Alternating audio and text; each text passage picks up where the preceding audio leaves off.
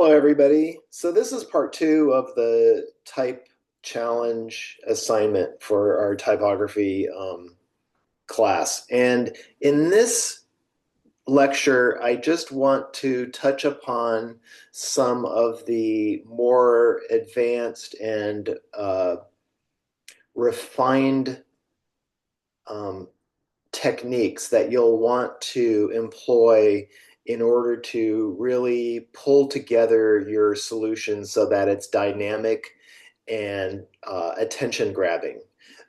Because, of course, I think, this process, while it involves developing a concept and then executing that concept on the ideas that you developed during concept development, um, I'd say 80% of the effort, as usual in these projects, is going to be refinement and making choices through perhaps trial and error, where you add in elements and then maybe subtract them after giving some additional consideration and time, and your refined eye to the process. So I'd like to start with three of these options and just talk a little bit about some parameters for developing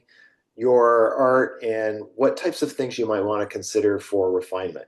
So as I had spoken in the earlier lecture, here is this drawing that is fabricated out of a lot of different words, a vocabulary list of words that, of course, conceptually align with the theme.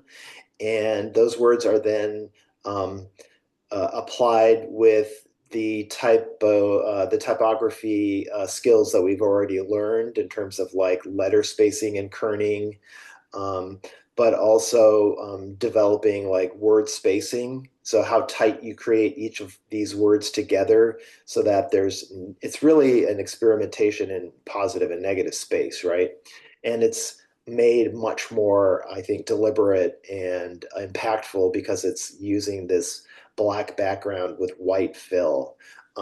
But first of all, I think what I didn't mention earlier is that it doesn't take um, you filling the entire letter space. So in many ways, with the M and parts of the A, you'll notice that the artist didn't completely fill in um, the letter space, but left some parts of it open, which is really basically a form of intention, um, that allows the viewer to fill in sort of the blanks um, through their understanding of common letters. So it's common, our common knowledge is to understand what the letter M looks like. So you can create an implied line. Implied line is basically a continuation of the development that you created with the line, and the viewer fills in that extra space. So with the M here on the left side, they didn't choose to fill it all the way down to the baseline as they did on the right. And that is left open for sort of the implied line for the viewer. And the thing about this also is, what is this saying to the viewer, right? So by leaving some of this open, perhaps you are implying to the viewer that the concept isn't completely gelled. It hasn't pulled together. Maybe there are parts of who I am in this instance that haven't yet been completed. So it's open for thought.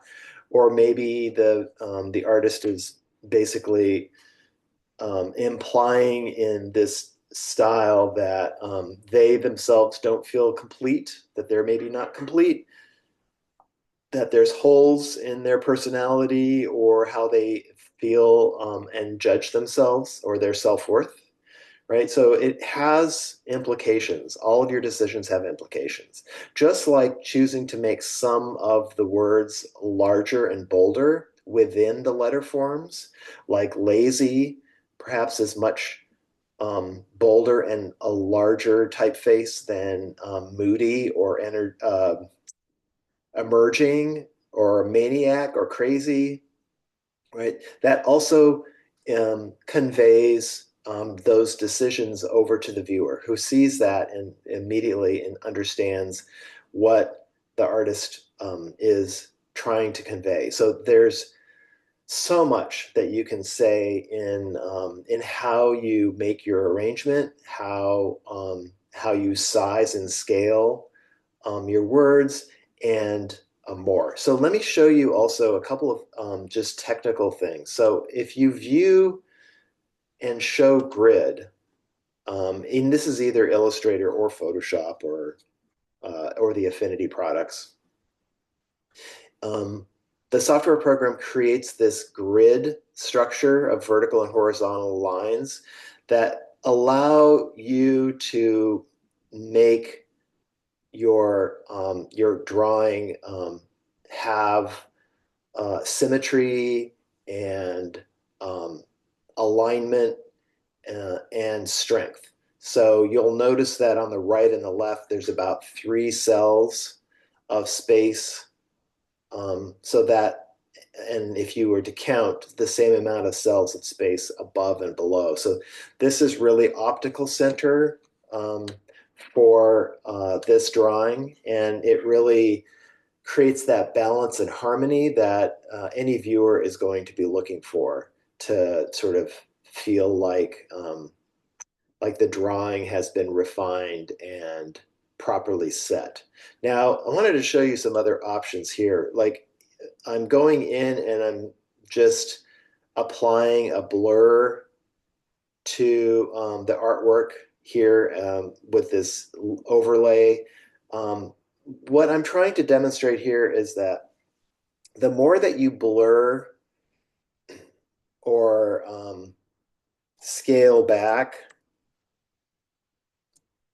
this particular form or style, the more that the viewer sees the letters IAM and less focus of the individual words that happen inside um, each of the letter forms. So one of the reasons why I wanted to bring that up is because as it scales back and becomes blurry, I noticed that just from a standpoint of white and gray, that the bolder words like pissed and angry, they while they fade into sort of like a coexistence with all of the other words that are inside the letter form, they start to create a little bit more of a lighter, whiter area because they're filling more of that letter space up so that the words itself are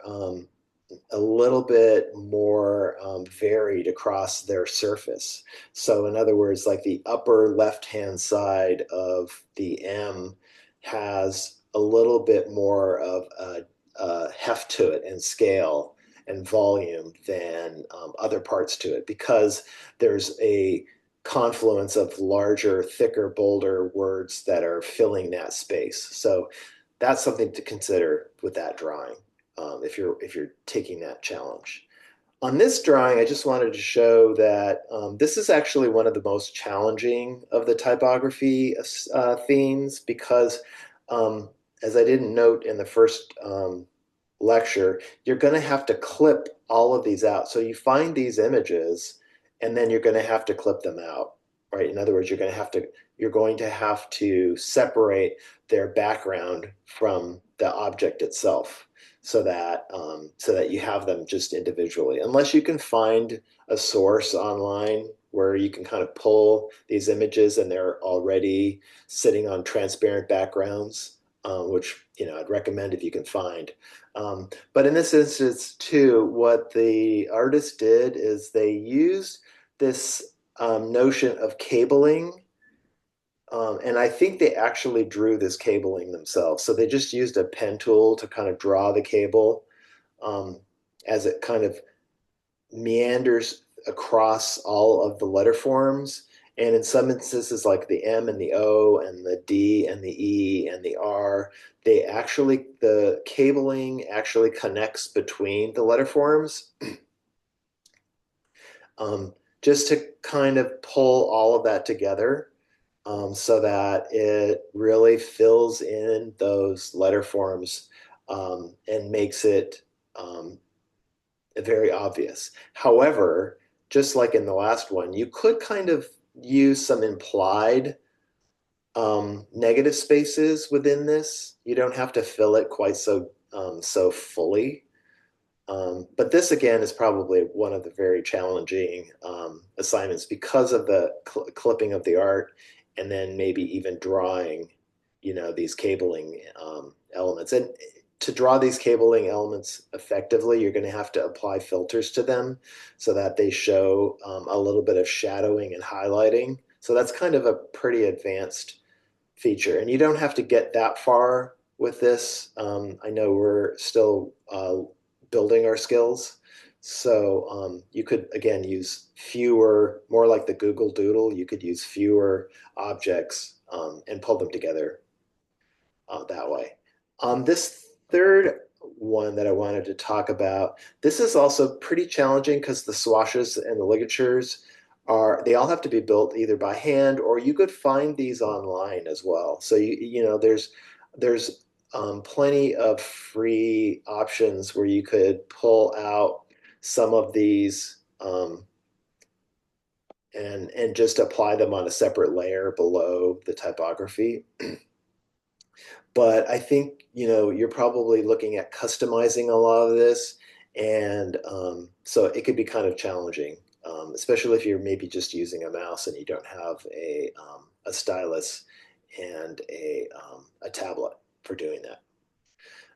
But however, what I really wanted to point out with this one is how well the artist made use of highlights and shadows to really create this almost like metallic um, sheen to the typography, so that the word eclipse really goes from like almost like a bright spark light to fully being out of the light source at the bottom. So it's kind of like a vertical gradient. I think that works really effectively, especially on this black background. Okay, hope you guys enjoy the assignment.